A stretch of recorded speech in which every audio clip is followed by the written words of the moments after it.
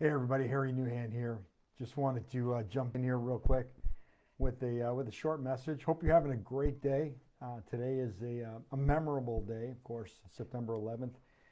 Many of us were around back then when our country was attacked. So there's obviously a lot of thoughts in the air for that. But I wanted to talk today um, about your script, about your message.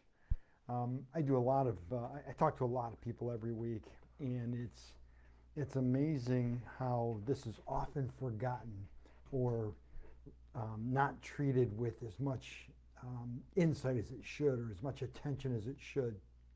And it's partial to me because um, in the 2000s and 2010s, a script made all the difference for our company and our business, and we ended up making millions. And I had 7 guys making 100,000 a year, knocking on doors because it all revolved around a 4-paragraph script.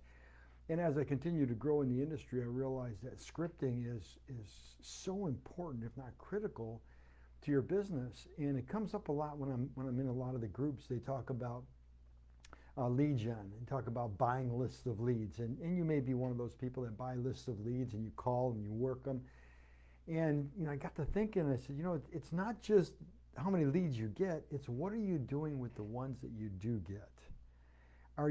Do you have the right message? Do you have the right script? Because they sell those leads and those names to hundreds of people, if not thousands of people, the same names in the same list. So is your message different? What's setting you aside? What's setting you apart from all the other phone calls, texts, emails that they get to work with them? So messaging is important, and words matter. Words matter. One word in the script that we used, that in that 4 paragraphs, $2 million script, the one word turned it from confrontational to conversational. And it made all the difference, just taking that one word and making it right, putting it in there. If you took it out, changed the dynamics of the conversation, and our sales immediately changed. So if you wing it, you get wing it results. So many times I ask people, can you send me your script? What are you saying to your clients? And they say, well, I just wing it because everybody's different. Yes, everybody's different, but I encourage you to, if you don't have a repetitive presentation, a script that you can use, yes, there's going to be little nuances based on the person you're talking to. Yes, there's going to be little differences, but the meat of your presentation, the meat of your script, especially the first paragraph when you're going over the program, when you're introducing it, it's important that you test, and find the one that works. Results is the name of the game. If you're not getting results, then you need to fix and refine your script. Constantly fix and refine until you get the one that's magical. The 4-paragraph one that we had that worked for us, it took us a couple of years of fixing and refining to get the magical one where it all made sense. It all came together. All the pieces fit. And I'm not saying the one you've got is going to take a couple of years, but if you're constantly looking for leads and constantly going through the numbers and getting a low percentage of conversion or appointments set based on what you're saying, it's time to look at what you're saying. Don't wing it because you get wing it results. So look at your script. Take the time and the energy. Invest in getting it right. One of the things we specialized here with the Leapfrog program is by the way, it's called the Leapfrog Income Accelerator program, is to make sure you got a good script, make sure it's working. And sometimes it only takes a little change from what you're already using. So if you need help with that, reach out to me. I'd be more than happy to take a look at what you're using, to offer some suggestions, and pay attention to it.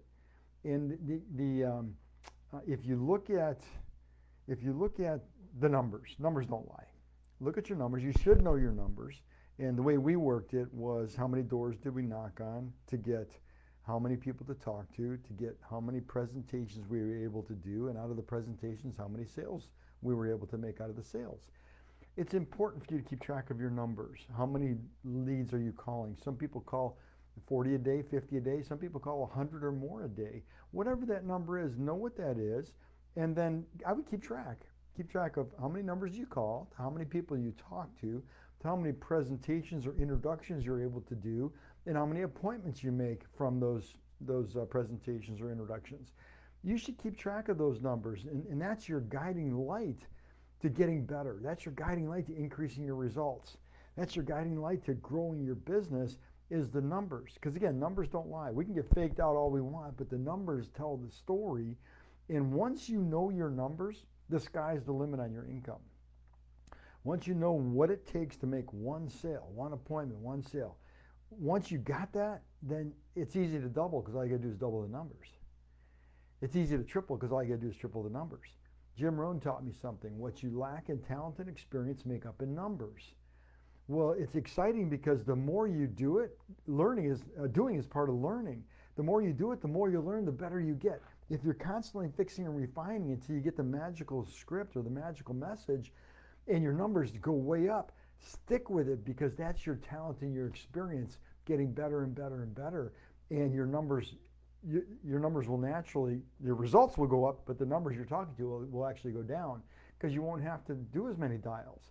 What used to take you 100 dials to get one appointment, now you can get an appointment every 50, every 40, every 30, whatever that number is, the better you get, the better, cleaner your message is to get the point across on why somebody should want to talk to you.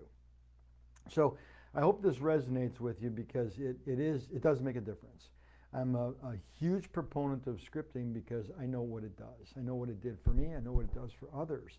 And the many of the sales groups that I belong to here on Facebook, some of them talk about scripting. Others don't talk enough about it. They constantly are working on, hey, we'll train you what to say, or we'll train you how to say it.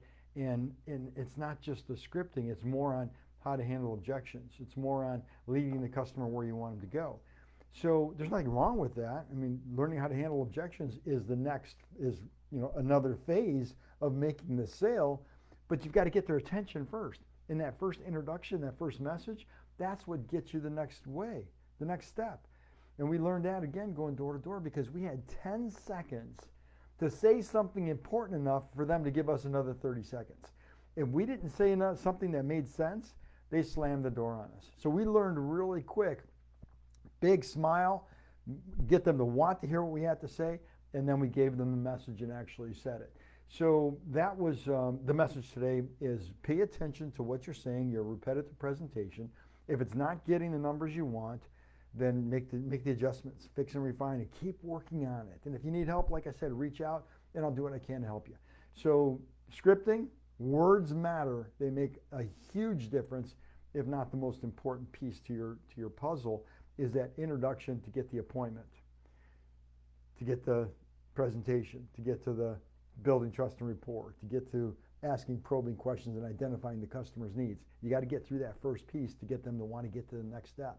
So hopefully that resonates with you guys. Let me know your thoughts. If you watch this live, just let me know live. If you're watching replay, #replay. And we'll talk to you guys next week or the week after. Have a great day. Enjoy it. And respect to all the 9/11 survivors out there and all the people that suffered from that tragic accident many years ago, 23 years ago, I believe it was, or 22 years ago. All right, everybody, have a great day. Bye now.